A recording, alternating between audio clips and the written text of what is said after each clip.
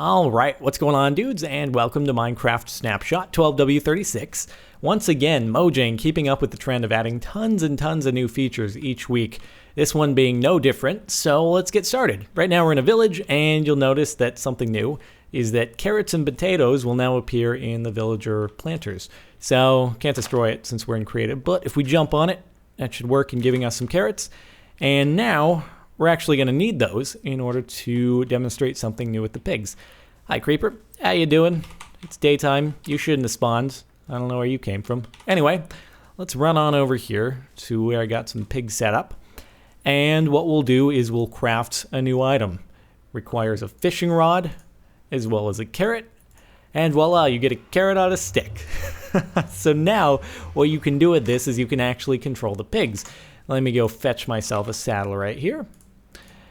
And now, I'm gonna walk on in here, gonna place the saddle on you, and now I will hop on board the saddle. There we go. So we're gonna ride this pig. Let me open up the gates right here. And now, if I hold this carrot on a stick, he's gonna follow it wherever I go. And with this, I can now control the pig and make him go where I want him to go. You'll also notice that other pigs are very interested in the carrot on a stick, and they will also begin to follow me. So I can ride this pig, and I can be basically a shepherd of pigs, in a sense. And now once I drop it, he's gonna do whatever he wants, close up the gates once more, and there we go. So pretty nifty. You can just shepherd pigs wherever you want to go. So you may recall in the last snapshot, zombies were given the ability to A, spawn with random items already equipped, or B, pick up any items that you may have dropped that are equipable for the zombie. So say you died with a full set of armor in your inventory, the zombie would then have a chance to pick those up, equip them, and become some super mega armored zombie that is really difficult to kill. But the problem was, if you then went back and took revenge on that zombie, killed him, you weren't guaranteed to get your items back, which kind of sucked. So that's now been changed, and now if a zombie picks up the items that you dropped, you go back and kill that zombie, you're going to get your items back. Now the mechanics are still the same. If a zombie spawned with the items, then there's a percentage chance that you're going to get those when you kill them, but it's no guaranteed. So basically keeps track of a zombie. If it picked up your items, then it'll give them back to you upon its death. Now I've had some trouble giving zombies items here and having them pick them up. I think they have stage fright. They know they're on camera, so they just don't want to behave. But again, know that if you die, they pick up your items, you kill it, you'll get them back. So that's how that's going to work. Now there's also a new block. So let's go into our inventory here, and you'll see these head blocks. There's also the wither skeleton skull. I'll get to that in just a moment here. These can be placed down on the ground decoratively. I think they have 16 possible directions that they can be placed. And they can also be hung on walls. So say you want to have a nice head, greet people as they enter your house. And you can totally do that. It is your call. You can also go Texas Chainsaw Massacre style with them if that's what floats your boat. You can go ahead and wear a Steve head if you want. I happen to be Steve with eyebrows, and they look like cyclist glasses, I guess, because they're a bit higher than his eyes. So there's that. Let's go ahead and we'll switch the head over to something else. So let's be a skeleton with sunglasses and eyebrows, or let's be a creeper with. I like how they look so much less intimidating when they're when they're given the sunglasses and the eyebrows. That's all we need to do to the zombie textures and creeper and skeleton textures in game, is just give them the eyebrows and glasses, and then you'll never be scared of them again. Now, I was really hoping that they would work like that of wearing a pumpkin, where you could look at an Enderman and then they wouldn't attack you. Unfortunately, I tested it, and Endermen, they still attack you when you are wearing one of these. So unfortunate, because I was really hoping, because obviously when you're wearing this thing, it doesn't obscure your vision. It seems like nothing changes for you.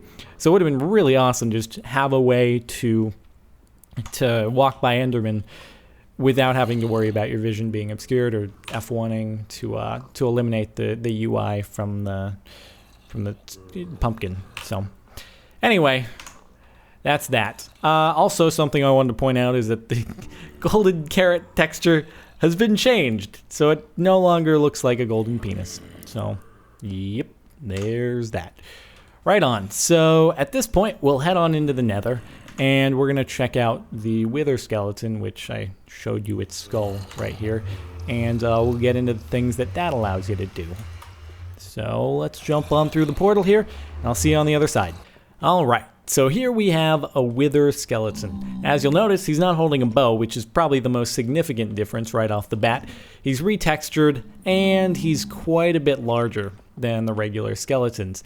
Now, why don't we go over and switch into survival so that we can actually deal with him and see what happens when he hits us. So as you may remember with the Wither boss, when the Wither boss hits you, he applies this debuff called Wither to you. Similarly, when the Wither skeleton hits you, he also applies the Wither debuff to you as well. Now, I looked on Minecraft Wiki, and for some reason in the last snapshot, I was under the impression that the Wither debuff was some sort of lifesteal on the part of the Wither boss, and that hearts that you lost would then be regen to him. But no, it's just similar to a poison, and it makes your hearts black, so it's just more difficult to see how much life you have left. But that's really it. It's just like a poison, except it can kill you. So instead of leaving you at half a heart. So anyway, let's give him a few swats and kill him. And so sometimes he can drop coal and or the stone sword that he was carrying. Now, forgot to mention earlier that these mob heads right here are only obtainable legitimately as a very rare mob drop. So, say you kill a bajillion zombies, only a few of them are going to drop these zombie heads. Similarly, if you kill a bunch of Wither skeletons, only a few of them are going to drop these Wither skeleton skulls. Now, Wither skeletons actually, given the name, they're going to lead up to the Wither boss. So, let's go ahead and jump back into the overworld, and I'll show you how you can actually create the Wither boss naturally now. Alright, so you're playing in survival, you went into the Nether, you grinded away, and you were able to collect 3 Wither skeleton skulls. Now all you need to do is collect 4 pieces of soul sand, that's easy enough in the Nether, and then come on back and place those down just like you were crafting, say, a snow golem or an iron golem, except this time you're going to place those 3 Wither skeleton skulls on top of the 3 top soul sand blocks. Now as soon as I place this last one, out pops the Wither boss. So he starts off sort of small, and then slowly over the next few seconds, he's going to grow in size, and over the top on our screen here, we're going to see his health bar fill up. And sure enough, now he's ready to go, and he's just going to destroy everything.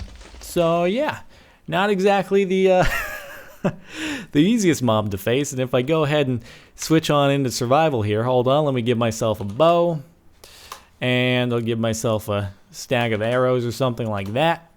And just wait 1 second, and he's probably going to destroy us. So here we go. Ouch! Yeah, so he kills you pretty quickly. Yikes! So anyway, we're probably gonna die in just a few seconds here. You are gonna need some mega enchantments to have any chance of beating this guy. But let's just say, through some magical stroke of luck, you are able to beat him. Let's head on over back to where we were. He's going to go, and he's going to drop this nether star for you. So let's go ahead and set ourselves to peaceful, just so we're not dealing with him trying to shoot us down while we're over here. And this was in my inventory previously. You probably noticed it, but since I just got killed, I lost it, unfortunately. So we're going to need 5 pieces of glass. We're going to need 3 pieces of obsidian. And we're going to need that nether star. So this is what he drops when you kill him. Doesn't do you much good on its own, but let's run on over here to the workbench. And if you arrange these resources like so, you're going to get yourself a beacon block. So, beacon block has been super duper reskinned, and now obviously it's craftable legitimately. And again, this is what's going to allow you to do those pyramids with enchantments and whatnot. So, not exactly the easiest thing in the world to make one of those in survival.